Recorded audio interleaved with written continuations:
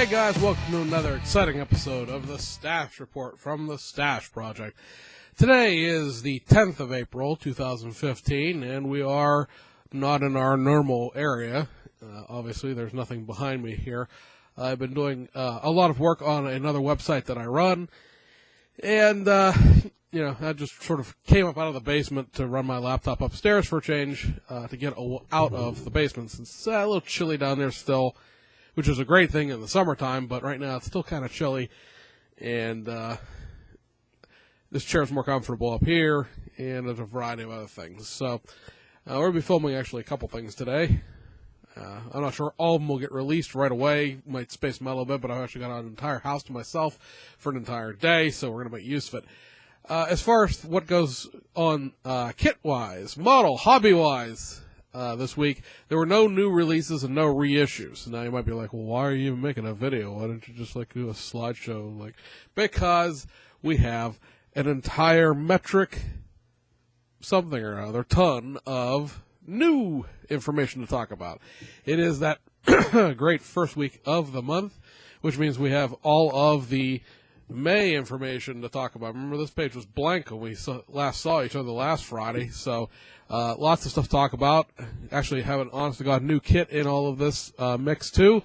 Of course, right now it's all, Asian companies, as the domestic stuff that we, for May won't be announced till May 1st, or thereabouts. So let's do a real quick rundown here. We have a new kit out of Tamiya, and then reissues from Aoshima, Fujimi, and Hasegawa. So the new kit from Tamiya, guys, are going to be doing a Honda S600. Now the S600, for the not well inclined with Japanese cars, is a small, tiny little convertible. They also did it in sort of a fastback coupe version.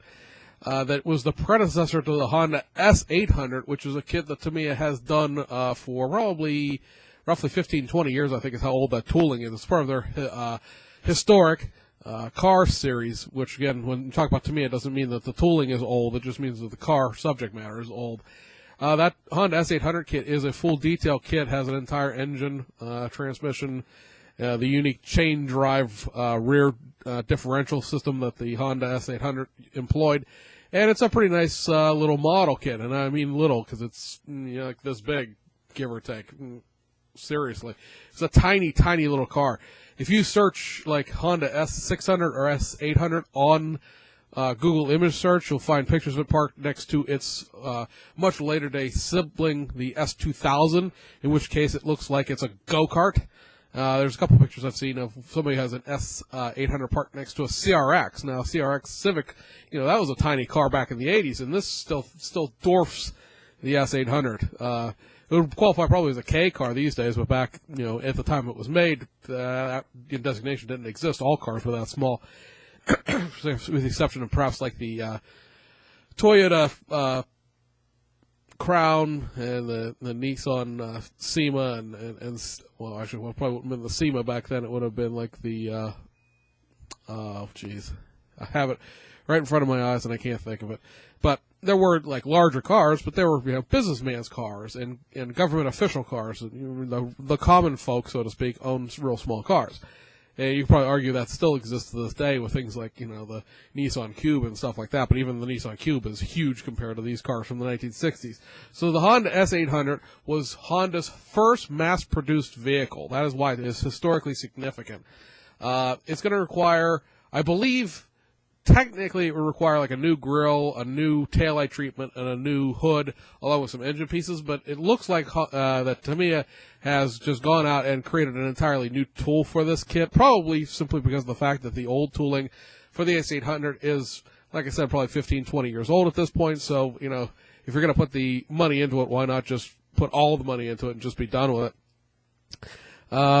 That is expected in late May. Like I said, guys, all the stuff is May. So Fujimi's got 3 reissues. All of these kits share 2 things in common. They all have window masks included for the first time, and they also all are 2-in-1, and I'm using a liberal 2-in-1 designation there, but they all combine a pair of kits that were sold separately in the past. So you have the Nissan Skyline V35 GT350. This is the later day Skyline, when the GTR and the Skyline went separate ways, and the Skyline would be sold here as an Infiniti, as an M Coupe or an M Sedan. This is that car from the say mid 2000s, I think, is when this kit is supposed to represent. It could either be built as just a regular stock 350 GT or as a Nismo Skyline V35. The differences are a slightly different front and rear bumper treatment, different wheels. There's a set of like 5-spoke Nismo wheels in that, and a different set of like decals. So you're going to get the option to build it one of either way, and that's what the theme of 2-in-1 is going to be with these other two. Then you're going to see the Subaru Legacy B4, RSK, or RS30. This is a 4-door, so again, mid-2000s or early 2000s Subaru Legacy sedan.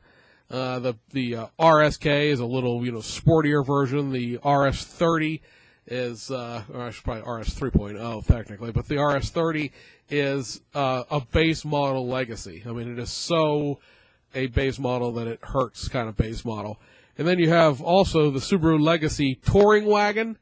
It can either be built as the version B Aero or the GTB E-Tune 2. These are going to say either late 90s, early 2000s Subaru Legacy touring wagons.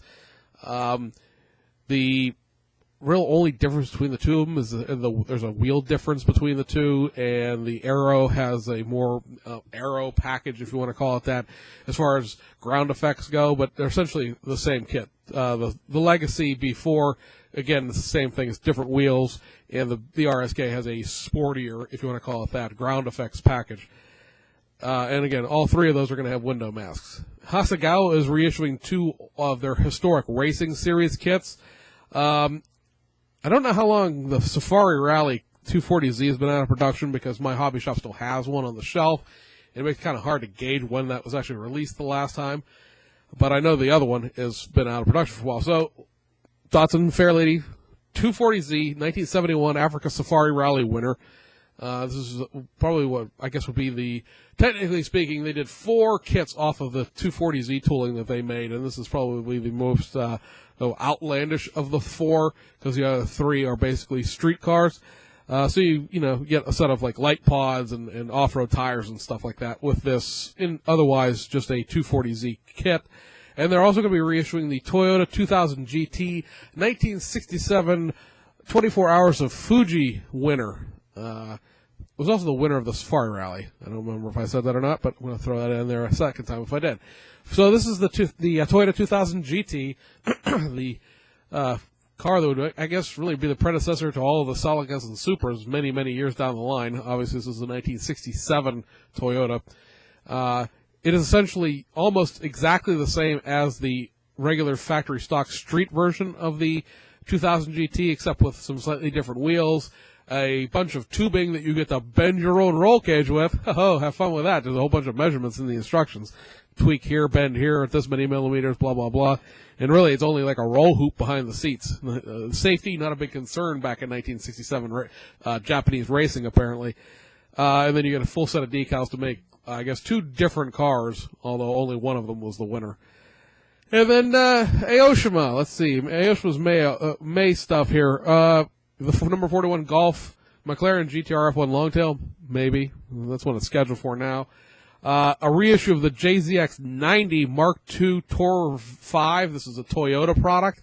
One generation behind the JZX 100 Tour 5 that is available right now all the time as a catalog item, is either a factory stock car or as the one of the Aero Drift Chaser cars. The Chaser's technically a different Toyota, but there's 2 different drift cars that to me has Aoshima. Wow, we're falling apart in the last 3 minutes. Hold it together. The Mark II, the Chaser, and the Cresta, all 3 of those cars are basically the exact same car with just very minor differences. The Mark II in the JZX 100, which is like the 2002 to 2005 car, is available as a just routine course of business. The JZX90 has not been available probably since about the time that the JZX100 was reissued, or was tweaked, so to speak, to create this new kit. So the JZX90 probably has not been out since the late 90s, early 2000s. There may have been one reissue in there someplace, but I don't believe there was. You're also getting a reissue of the V-Lean Majesta early type. This is a 2002 to 2004 Toyota Crown Majesta with the V-Lean VIP treatment to it. Ground effects, great big 20-inch wheels and tires, slammed, tucked, the whole 9 yards. They're also reissuing, once again, the early 1970s Celica Liftback 2000 GT kit. As we always warn you, any of the 72-ish Celicas that Aoshima did are Beskar vintage kits with awful, terrible, horrible motorized chassis underneath what would be a great kit if they would fix that chassis. Also getting 4 wheel sets in May. Now, these are kind of interesting because it's been a long time since I've seen any of these issued as a wheel set in their own right. They're all 14-inch wheels. 14-inch wheels. All of these, I believe, at one time or another have found their way into either the A86 Toyota Levin or the A86 Toyota Truno. I know because I have a couple of these in different things. So, Buddy Club P1 racing wheels. These are a 5-spoke, fairly flat-faced, almost Nismo-ish quality 5-spoke wheel. These are in the 1983 Toyota A86 Levin kit that I picked up a couple months ago. Volk Racing TE37s. These are 14-inch versions of the 18-inch wheel, basically, and these were in at least one of the tuning drift cars that were put out there that has that has like all the aero packages and stuff like that, but has no connection to the initial D series. 8-spoke Watanabes. These are the wheels that are basically in all of the initial D series, and then let's see, that's right, I can't read it. Suzuko Brain, that's what the series was called, apparently. Longchamp XR4s. So this is another set of Longchamps out there. Fujimi's, of course, has a set of Longchamps out there, too, that they're putting in that Toyota Cresta that they're releasing in April at some point, whenever we get around to all these April releases that, have not shown their the light of day, so to speak. So there's another solution there in a 14-inch wheel that if you wanted to put Longchamps on the Mecha version of the Fujimi Toyota Cresta that has the engine and all the fancy chassis and not the crappy one that they're putting out in the Toja series, there's another choice for wheels there if you don't want to find the Fujimi set. And I know the Fujimi set actually is still in production, so there's really no reason to buy the Toja kit for the crappy chassis and all that stuff because it was just restocked at Hobby Search. I want to say Tuesday. So it's still in production. It's still out there. And, hey, look, it's a cat. The window behind me is open. So, Hobby Cat says, go buy some stuff. Ari Styrene said there was nothing in the last update of all the April kits that he wanted to spend any money on. So, hope we found you something to spend your cash there. Anyway, guys, we'll see you next week. More fun and probably less cats. See you guys on the other side.